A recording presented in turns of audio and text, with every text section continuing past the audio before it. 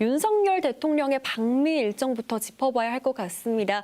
지난 30일 5박 7일간의 미국 국빈 방문을 마치고 귀국을 했는데요.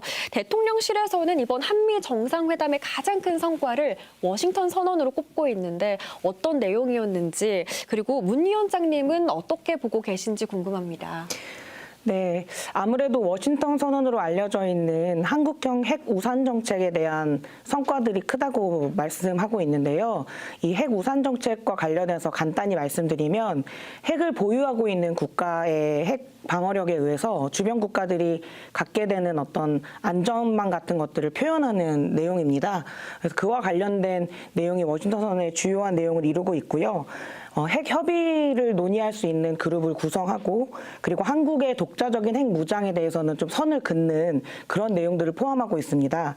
또 나아가서는 핵무기를 탑재한 미국의 전략 핵 잠수함 같은 무기들을 잠수함들을 우리 한반도에 더 오랫동안 배치할 수 있는 그런 정책들을 포함하고 있는 일종의 정치 선언이라고 볼 수가 있습니다. 네. 자, 그렇다면 다른 분야를 점검을 해보도록 하겠습니다. 안보 분야 이외에 다른 분야의 성과가 있다거나 또 평가를 해주신다면 어떻습니까? 많은 시민들이 아메리칸 파이를 키웠는데 우리 코리안 파이는 많이 키우지 못했다라는 지적을 많이 하시는데요. 네. 아무래도 이 한미 정상회담 관련해서 경제 관련된 부분에 대한 궁금증이 많으셨던 것 같습니다. 특히 우리 기업 총수들이 많이 동반해서 다녀왔는데요. 실질적으로는 이제 반도체라거나 전기자동차, 그리고 배터리와 관련해서 미국의 여러 가지 경제 제재 조치로 인한 우리 기업의 여러 이익들이 타격받는 부분들에 대한 우려가 컸는데요. 실제로 바이든 대통령이 우리 한국 기업이 미국에 130조 정도는 투자했다라고 말씀하셨지만, 한국 대통령으로서는 이 반도체, 전기차, 배터리 부분에 대한 경제적인 조치에 대해서 이렇다 할 만한 성과를 내지는 못했던, 좀 빈수레가 많이 요란했던 네. 성과가 아니었나라는 안타까움이 앞섭니다. 그렇다면 위원장님께서는 전체적으로 이번 한미 정상회담은 조금 실패했다고 생각을 하실까요? 네, 사실은 기대감도 컸고, 또 대통령이나 청와대에서 이 한미 회담에 대한 성과를 좀 많이 크게 부풀려서 말씀하시는 부분에서 오히려 실제 가지고 왔었던 성과보다 좀 많이 기대감을 반감시키는 것들로 작용하지 않았나, 그렇게 생각합니다. 네. 네. 저는 언론들의 보도 태도도 좀 문제일 것 같은데, 윤석열 대통령이 부른 팝송이라든가 김건희 여사의 또 여전히 의상이라든가 이런 거는 좀 자제를 하고 원론적인 그 핵심에 좀 집중을 했으면 좋겠다라는 생각이 이번에도 들었습니다. 자, 그렇다면 남은 과제도 많다고 들었는데 어떤 것들이 있을까요? 아무래도 가장 큰 우려를 하는 것은 한국과 미국, 일본이라고 하는 삼각동맹 안에서 북한이나 중국, 러시아와 같은 국가들과의 관계라거나요. 또는 지금 경제 분야 관련해서 사실 중국과의 어떤 무역 거래량이라거나 이런 것들이 대단히 크고 의존되어 있었던 측면이 있습니다. 근데 아시는 것처럼 최근 우리 수출액이나 이 무역 적자분을 보면 중국과의 거래량이 급감하면서 수출액이라거나 여러 가지 적자 데이터들이 쌓이고 있어서 우려가 큰데요. 북한과 관련해서는 그 핵 우산과 관련한 여러 가지 외교 정책에 대한 우려들이 좀 앞으로의 과제로 남아 있을 것 같고요. 중국과 관련해서는 경제 부분에 대한 회복, 그리고 러시아는 지금 또 전쟁 중이기 때문에 좀 논외이긴 하지만 네. 관련된 외교 안보 정책에 대한 부분, 그리고 자원 확보에 대한 부분들이 좀 향후 과제로 남아 있는 상황입니다. 네, 이제 국내로 넘어와 보도록 하겠습니다.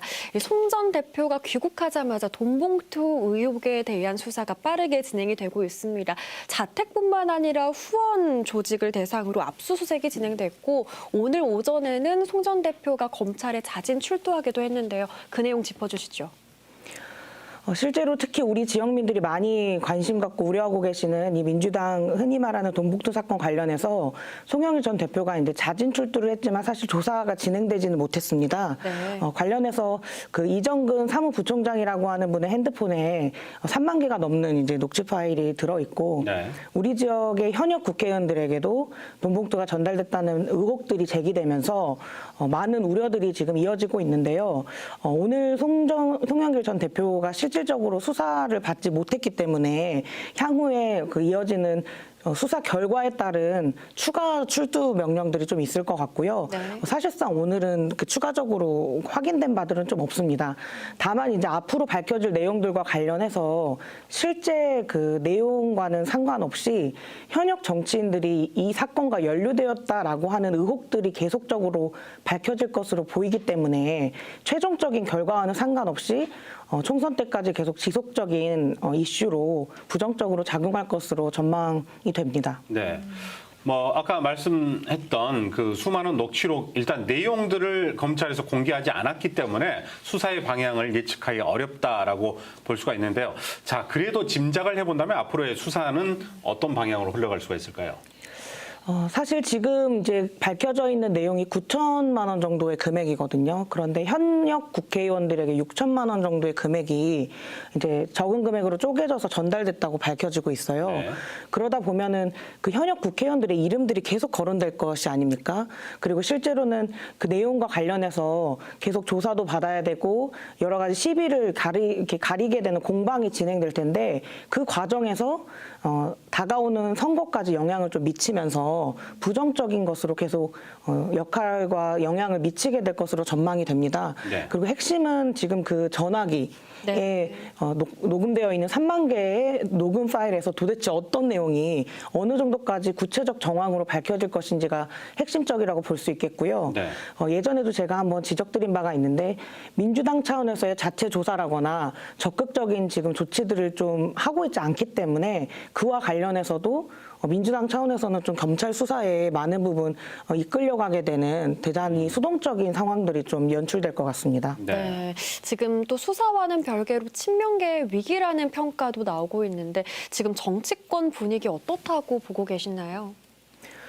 실제로 이재명 대표 입장에서는 본인과 관련되어 있는 핵심 측근들이 연루되었을 경우에는 아주 큰 타격을 피하기 어려울 것이라고 보고요. 정당 같은 경우에는 다가오는 총선에서 어떤 사람들을 공천하게 될지 총선과 가장 직접적으로 연관이 있습니다. 근데 이 과정에서 실제 친명계라고 이야기되는 이재명 대표와 가까운 사람들이 연루되었을 경우에는 이재명 대표 본인에게도 큰 타격이 될 것이고 당으로서도 이 혼란을 수습할 길이 굉장히 어려워지는 그런 큰 어려움에 이제 봉착을 하게 됩니다. 그래서 이와 관련해서 이재명 대표도 본인이 이제 수사받는 내용들이 많기 때문에 검찰의 눈치를 보는 것이 아니냐라고 하는 비판을 피하기 어려워 보입니다. 네. 그런 분위기를 반영하듯 더불어민주당 지난 28일 원내대표 선거가 있었는데 비명계의 의원이 당선이 됐습니다. 1차 투표 만에 과반을 득표하면서 선출이 끝났죠. 네, 박광훈 대표가 새로운 대표로 선출이 됐는데요.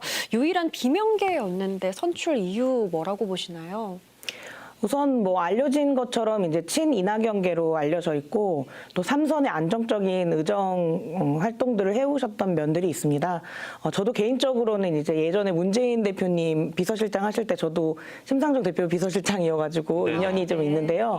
네. 안정적인 리더십이나 좀 포용력 있는 그런 정치 활동으로 1차 선거 결과가 말해주듯이 지금처럼 민주당이 여러 가지 이제 친명이라고 하는 리스크가 있는 상황에서 네. 혁신과 통합이라고 하는 방식의 리더십을 보여줄 것으로 큰 기대를 모은 것으로 보입니다. 네. 일단은 그리고 또 저희 그 본방을 보자가 MBC 아니겠습니까? 또 MBC 앵커 출신이어서 네. MBC에서도 그래도 더 관심을 갖곤 하고요. 또 호남 지역에서는 많은 분들이 호남 지역 출신이고 지역구가 여기다 보니까 거는 기대가 더 커 보입니다. 어떻습니까? 호남 정치 위상과 관련돼서 어떤 변화가 있을까요? 아무래도 이제 지역을 해남으로 하고 계시고 수원에서도 출마해서 당선이 되셨던 경험들이 있다 보니까 중앙과 지역을 잇는 다양한 정치적 역량과 경험들이 두루 평가받을 것으로 기대가 되고요. 그리고 아무래도 이제 호남을 포괄하는 것은 광주뿐만 아니라 전남이나 전북 등 전체 지역을 포괄할 수 있는 다양한 리더십들을 가지고 있다고 보여집니다. 그리고 아무래도 이제 친이낙연계로서 당내 이낙연 대표 측근들의 어떤 입장과 그런 인적인 것들도 수습해 나갈 수 있는 그런 차원의 인사라고 보여져서 축하드리고 또 기대하는 바가 있습니다. 네, 말씀하셨다시피 박광훈 원내대표는 변화 그리고 견고한 통합을 강조했습니다. 앞으로 이재명 대표와의 또 호흡은 어떨지도 궁금하고요. 또 강성 지지자들의 비판도 이어지고 있는데 앞으로 상황은 어떻게 이어질까요? 이재명 대표님 입장에서도 아마 이 박강원 원내대표님에게 기대하는 바가 좀 크실 것 같습니다. 아무래도 당이 대단히 혼란스럽고 또 안정적인 리더십이 지금 너무나 절실한데 대통령은 이제 야당 대표를 지금껏 만나고 있지 않지 않습니까? 네. 그 가운데서 이제 오늘 대통령이 여야 수석을 통해 가지고 여야 원내대표들 회동을 좀 하자는 제안을 한 것처럼 네. 사실은 지금 이재명 대표 입장에서도 원내대표님이 좀 역할을 크게 해주시기를 기대하는 측면이 있다고 봅니다. 네. 그리고 아무래도 이제 민주당의 고질적인 이제 고민이라고 하는 게 강성 지지층과 관련된 고민들이 깊을 텐데 네. 이 부분도 조금 강단 있게 대응을 하려고 하시는 것처럼 느껴지는 부분들이 있습니다. 네. 그래서 그 부분과 관련해서도 이재명 대표 입장에서도 당의 혼란을 수습할 수 있는 그런 안정적이고 강고한 리더십에 대한 기대가 크신 것으로 보여집니다. 네. 자, 이어서 다른 이야기로 넘어가 보도록 하겠습니다. 지난 26일에 1년여 만에 민주당이 복당을 한 민영배 의원 이야기로 넘어가 보도록 할 텐데요. 탈당을 했던 과정이 바로 검수완박 입법 과정에서 편법 탈당이다라고 했는데 개인적으로 저하고 지나가다가 만났을 때도 아유 주변에서 빨리 민주당으로 복당을 하라고 해서 해야 될 것 같다 이렇게 말씀을 하셨는데 어쨌든 복당을 하게 됐어요. 이 분위기 말씀을 해주시죠. 네, 안타깝게도 정의당에서는 비판 성명을 냈습니다. 네네. 네, 우리 의원님 뭐 민주주의에 대해서 확고한 원칙도 갖고 계시고 여러 의정 활동 열심히 하셨는데 사실 이번만큼은 민주주의의 절차를 훼손하고 또 시민들로 하여금 꼼수 탈당이라고 하는 위장 탈당이라고 하는 비판을 피해가기는 어려울 것으로 보입니다. 박홍근 전 원내대표가 본인 임기 안에서 이제 마무리하려고 이 부분을 마무리하는 작업으로서 복당하셨는데 네. 사실 이렇게 위장 꼼수 탈당 을 하면서도 흔히 말하는 이제 마이너스를 받지 않으셨어요. 네. 지도부가 복당했다라고 하는 이유를 근거로 페널티를 받지 않았다. 네, 페널티를 이거죠. 받지 않으셨던 부분들 이런 게 사실 당으로서는 짜고 치는 거다라고 하는 의심을 네네. 피할 길이 없거든요. 그래서 우리 지역 국회의원 스스로가 이제 검수완박법 통과라고 하는 대의 명분을 내세우긴 하셨지만 대단히 이 절차적 민주주의를 훼손하는 문제적 행위였다라는 비판을 드릴 수밖에 없습니다. 네, 그럼 비판들에 대한 민영배 의원의 입장이 또 궁금하거든요. 대단히 억울해하시는 측면이 좀 있죠. 이제 검수완박 국면 안에서 그 안건조정위원회라고 하는 곳에서 이 법을 꼭 통과시켜야 되는 시대적인 상황들이 있었다라는 것을 거듭 말씀하셨고요. 실제로 검수완박법 통과하기 위해서 이제 그 표를 무소속으로 나와서 다수 5대4 표로 이제 통과시켜야 되는 상황들이 있었다 보니까 그렇죠, 네. 그 부분 때문에 했다라고 하는 좀 억울함을 표명을 하셨는데 사실 이제 헌법재판소에서도 민영배 의원의 이러한 행위들이 대단히 문제적이었다라고 하는 지적들이 사실 있었거든요. 네. 그래서 그 부분과 관련해서도 조금 부인하시는 발언들이 있으셨어요. 네. 좀 겸허하게 받아들이셔야 되는 부분 그리고 거듭해서 시민들에게 이제 사죄해야 되는 부분들이 있다고 봅니다. 네. 그러니까 당 내에서도 비판이 분명히 존재하기 때문에 너무 뭐 억울하다 그리고 민주당이 복당을 해야 되는 그것을 뭐 정당화할 게 아니라 비난도 좀 받아들이는 그런 태도가 필요할 것 같습니다. 자, 다음은 이제 국민의힘 이야기로 넘어가 보도록 하겠습니다. 네, 국민의힘은 어제 첫 윤리위원회 회의를 열고 김재원 또 태영호 최고위원에 대한 징계 절차를 개시하겠다고 밝혔는데 앞으로 그 징계 절차 어떻게 될지 좀 자세히 짚어주시죠. 네, 다가오는 8일 날 2차 징계위원회에서 이 의원들에 대한 소명을 듣기로 되어 있는데요. 아무래도 이제 5월이 되다 보니까 네. 특히 김재현 의원과 관련해서는 5월 5.18 이때가 다가오기 전에 좀 빠르게 이 부분을 정리하고 싶은 지도부들의 의견이 있는 것 같습니다. 네. 그래서 오는 8일 날 진행될 예정인 2차 징계위에서 전반적인 의견에 대한 소명과 판단까지도 다 이루어질 것으로 좀 예견이 되고 있고요. 특히나 이제 5.18 때 국민의힘 의원들이 전원 지도부와 함께 참석할 것으로 예견이 되어 있다 보니까 네. 이 부분을 더 늦추지 않고 8일경에 해소해서 징계 절차가 발표될 것으로 예견됩니다. 네. 징계로 따지면 뭐 중징계, 경징계 이렇게 나눠질 수가 있는데 어느 정도 수위의 징계를 예상하고 계십니까? 특히 김재현 의원에 대해서 먼저 말씀드릴 수밖에 없는데요. 앞서서 국민의힘과 관련한 이런 5.18 관련된 왜곡 발언들이 사실 지속적으로 끊이지 않고 있습니다. 그러다 보니까 이 김재현 의원과 관련해서는 당적 차원에서도 대단히 높은 수위의 징계가 필요하다라는 의견들이 다수인 것 같습니다. 네네. 그래서 실제 이제 의원들은 아무래도 다음 선거와 관련한 공천에 영향을 미칠 수 있는 정도의 징계 수위가 좀 가장 높은 수위인데요. 다음번 선거에 출마하기 위해서는 내년 1월 정도에 공천을 신청해야 되는 그 기간이 있습니다. 네. 그러면 5월 달에 징계에 돌입한다고 하면 9개월에서 10개월 정도의 당원 자격을 정지시키는 그 정도 수위의 높은 징계가 지금 예상되고 있는 상황입니다. 네, 징계는 그렇고 국민의힘 의원과 지도부 전원이 5.18 기념식에 참석하겠다고 밝혔거든요. 5.18 폄하 발언을 좀 잠재우기 위한 게 아닐까 하는 생각을 하지 않을 네. 수가 없는 것 같아요. 그런데 사실 우리 지역민들 입장에서는 정말 많이 마음이 다치고 속상하고 화도 많이 나실 것 같습니다. 사실 국민의힘 계열의 정당들의 이와 같은 5.18 폄훼 왜곡 발언들이 처음은 아니고 대단히 반복적으로 이런 일들이 진행되고 있고 지난 지도부나 대통령 그리고 국민의힘의 지도부들이 전원 다 광주에 와서 참배했던 것들을 무색하게 만드는 그런 발언들이 계속 지속되고 있는 것이거든요. 네.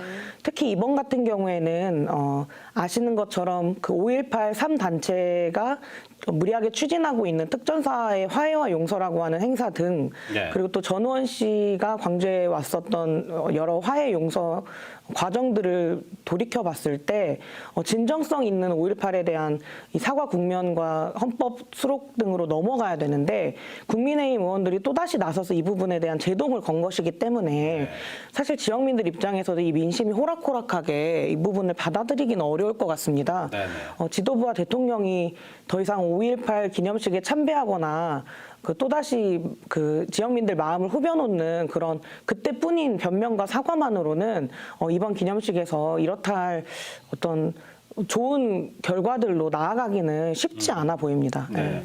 우리 정의당 문정은 위원장님이 광주 시민들의 민심을 아주 대표적으로 콕 잘 짚어주신 것 같습니다. 네. 저희가 문정은 위원장님을 모신 이유 중에 하나가 너무나 매스컴이나 언론이 거대 양당의 목소리만 내기 때문에 소수 정당의 의견이나 입장도 전달하고자 모시는 것도 없지 않아 있습니다. 자, 그래서 정의당의 소식을 전해드릴까 하는데 아주 좋은 소식이 들립니다. 지난 26일 정의당 광주시당에서 무상교통운동본부 출범을 하셨는데 문정은 위원장님이 또 공동본부장님을 맡게 되셨어요. 그 소식 전해주시죠.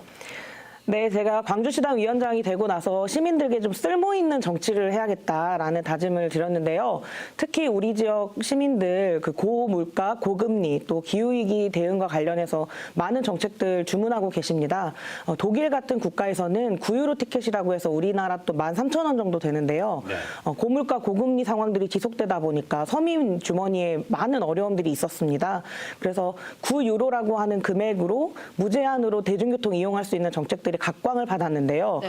정의당도 광주에서 버스와 지하철을 월 10,000원으로 무제한 이용하면서 서민 경제의 부담도 줄이고 기후위기 시대에 대중교통 이용을 늘려서 타면 탈수록 우리 광주의 공기도 맑아지고 또 대중교통 정책도 활발하게 발전될 수 있는 그런 네. 무상교통 정책을 제안드렸습니다. 예. 그래서 운동본부를 꾸려서 우리 시민분들 만나고 있고요. 네. 생각보다 이 정책에 대한 반응이 굉장히 뜨거워서 연령 불문하고 어떻게 어렵게 또 정의당에 전화를 하셔서 네. 이 정책 응원도 해주시고 사실은 이 정책이 진행되고 있는 줄 아셔가지고 정의당 사무실이 어디냐 어디 가면 그 티켓 받을 수 있냐 이렇게 문의를 하셔서 하루빨리 이 정책을 빨리 실현해야 될 것 같습니다. 네, 정책이 빨리 실행이 됐으면 좋겠네요. 대중교통 이용을 강조만 하지 말고 이런 정책을 많이 만들어주면 정말 말하지 않아도 자연스럽게 대중교통 이용이 늘지 않을까 하는 생각이 들고요. 또 위원장님 공동본부장으로서 또 앞으로 활동도 기대하도록 하겠습니다. 오늘 말씀도 정말 고맙습니다. 지금까지 정의당 광주시당의 문정은 위원장과 함께 이야기 나눠봤습니다. 고맙습니다. 고맙습니다. 감사합니다.